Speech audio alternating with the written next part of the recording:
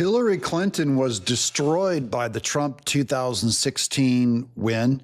We have the article that shows it. This is from Bill Clinton. These are quotes from them confessing it. And because she's made of the same kind of fake nice, monstrous, black, crispy heart, a Trump delusion to a point of mental illness, the same kind as Kamala Harris has, this is a window into her soul. Welcome to Doug in Exile. This is where the happy patriots are. As we take a look inside of the mind of a leftist. Hope you guys have subscribed. Let's go. This is at the Gateway Pundit. Bill Clinton confesses in a new book he couldn't sleep for 2 years, suffered outbursts of rage following the 2016 election defeat. This is in his memoir, Citizen, My Life After the White House, that he couldn't sleep for 2 years after the election. So he was mad that he wasn't going to get to be in the White House and have his own private chef. Quote, the whole thing is hard for me to write, says Willie Clinton, while pushing the debunked Russia collusion hoax and blaming it for Hillary's loss. We know that she was stuck on this too. This is probably how they internally counsel each other and comfort each other. Hillary faced similar troubles. The Gateway Pundit previously reported on Hillary Clinton's own bursts of rage following the 2016 election. This is what these feminist liberal women do. They're emotionally picked scabs. And all of that, the public face that they give you is just performance.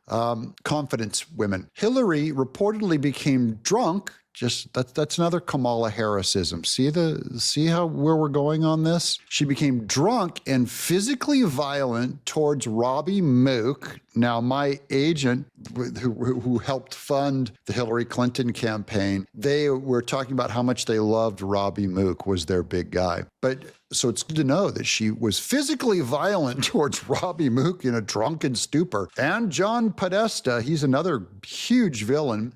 Around midnight on election night, as the presidency was slipping away. Remember, she would not even come out and face her voters, kind of like Kamala Harris following that tradition, going, I'm too tired. This election's going to go on too long for us to be able to count. So she left all her people there who came out for their big win party. You know, they never dropped the balloons because she ended up losing. I don't know if they even bought the balloons. They knew that she was behind the whole time. Internal polling showed her behind. I got to do some research on that and find out if they even bought the balloons for the drop on Kamala Harris. Because that'd be very interesting if she was the only candidate that ever didn't have the balloons ready to drop. They'd all know that they were lying to their donors to get $1.5 billion and then end up overspending by $20 million.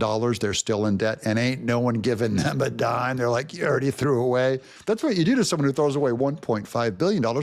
You give them 20 million more. Likewise, Harris is taking her major loss to Trump very poorly and apparently drowning her sorrows with the Henny. That's what is that? Hennessy's, is that whiskey? As the Gateway Pundit reported, Kamala released a video message to supporters on Tuesday, and I did a video on that already. And she looked rough, slurring her words and rambling about getting back to work. Now we learn that Bill Clinton has similar symptoms of Trump derangement syndrome. Hopefully, Doug Emhoff is doing okay. I'm just saying, I would like, because of what Doug Emhoff is prone to do, we need to get her Kamala one of those catcher's face masks, you know, the metal face mask to protect her face, because she's married to Doug Emhoff. President Clinton was so enraged by the treatment of his wife Hillary during her failed presidential bid that he couldn't sleep for 2 years. Or was it that he couldn't sleep with her for 2 years? No, that's been going on for 40 years. He now admits or stopped complaining about the shock defeat, writing in his new memoir an emotional Clinton, like I want to see Clinton emote, issues an apology to those who found him hard going in the years following the 2016 contest won by Trump, which he describes as, quote, the darkest election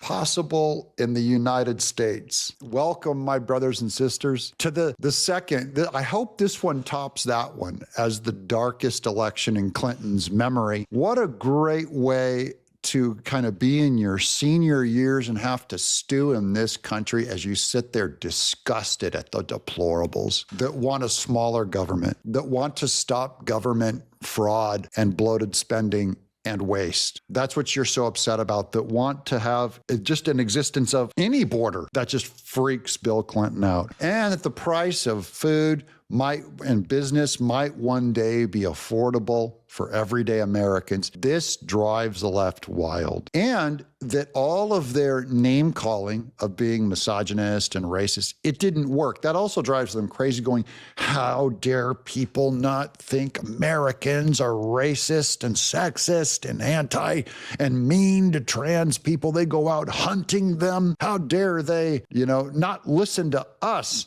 and let us control the entire narrative? America's been set free. Sucka. I'm Doug in exile.